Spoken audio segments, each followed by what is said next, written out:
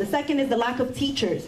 You have substitute teachers in every single class. Now, there's a segregation and a division at Barringer STEAM. You have classes that are being run by certified teachers, by students that, I don't know how, if everybody had to go through the Newark 1 system, how is it that there are certain students that have certified teachers, and then you have this real big gap of students that have substitute teachers and are placed in classes with 63 and 43 students?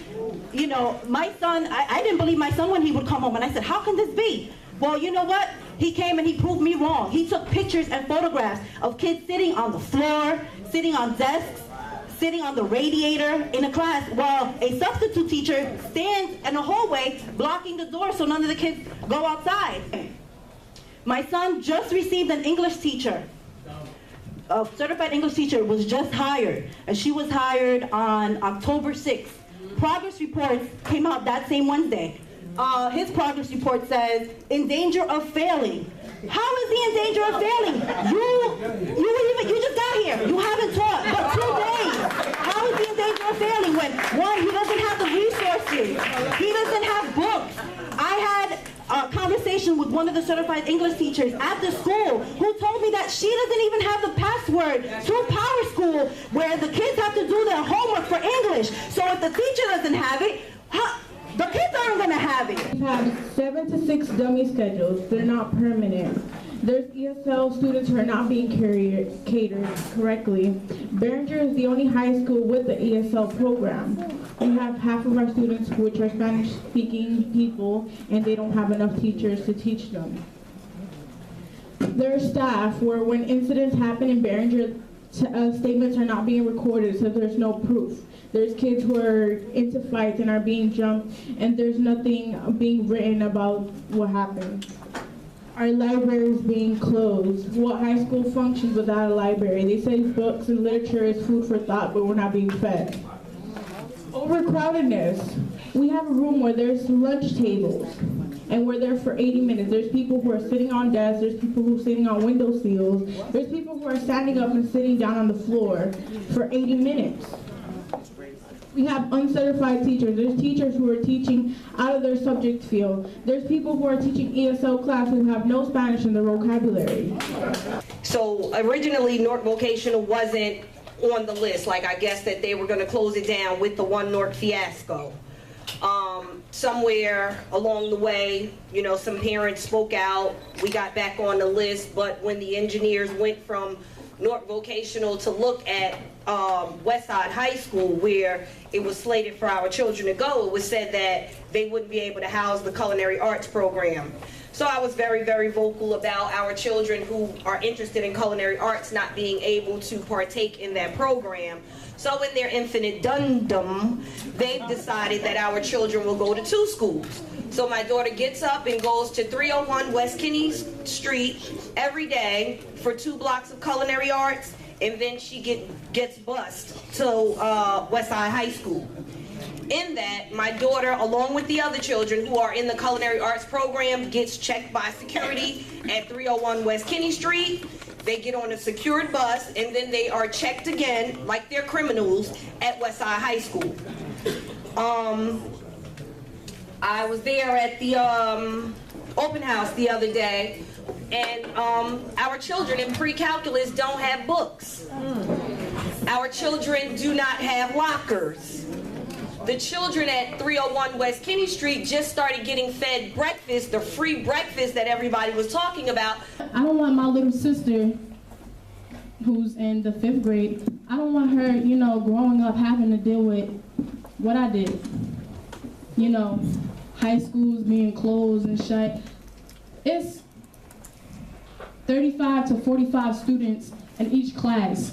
That's too much, and it's only 1 teacher. It's not 2 teachers, it's not 3 teachers, it's 1 teacher with 40 through 45 students. Where are the other seats?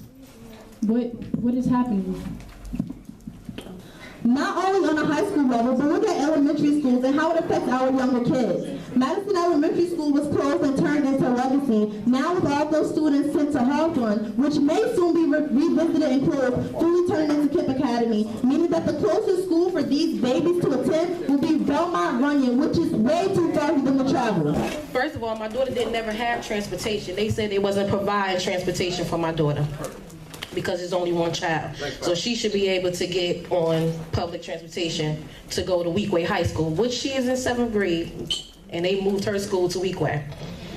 So I fought and fought with them until they finally sent the bus. After 2 weeks, she missed the first 2 weeks of school. They sent the bus, and they want her to be in front of Dayton Street School, which is a school that is closed, no security, no police officers, nothing. If you've been on Dayton Street School, you know, by Dayton Street, you know it's drug activity. You see prostitutes in front of that school. I see it, I know. I've been living there for 10 years, around here for 10 years. They went from 6:15, her being in front of Dayton Street from 6:15. I had to fight and tell them that was too early. They went to 6:30. That's too early. So 6:50, still too early, but I said, okay, let me try to work with them. I'm still telling them it's dangerous out there. I get a call, I have to be to work at 6 o'clock. They don't care about that. I am a single parent. I do not have any family members to help me with my child, so I'm doing the best that I can. I let her leave out. I tell her leave out at 6:40, and when she get in front of that school to please call me because my nerves is a nervous wreck. I have lost over 20 pounds since August fighting this stuff. And I get a call from her telling me that 2 men approached her and took her cell phone. I wanted to say also that the one in preschool was misplaced. She lives in the projects, and right across the street is South Street School. She was misplaced. She was put in a kindergarten class when she belongs in a preschool class. So when they took her out, they gave her just one day, that Thursday, and they told her, you know what, she's in the wrong class. And the mom, not speaking any English, with the little bit of English that she knew, she was like, Alina, I told them, I said preschool. I thought they put in a preschool. They kept saying K, pre-K, pre-K, and I say yes, pre-K, and they put her in a K class, and she was just lost and confused. So when she called me, I went, I took her to Clinton Hill because that was a school that they told her that was next on the list that would take her in.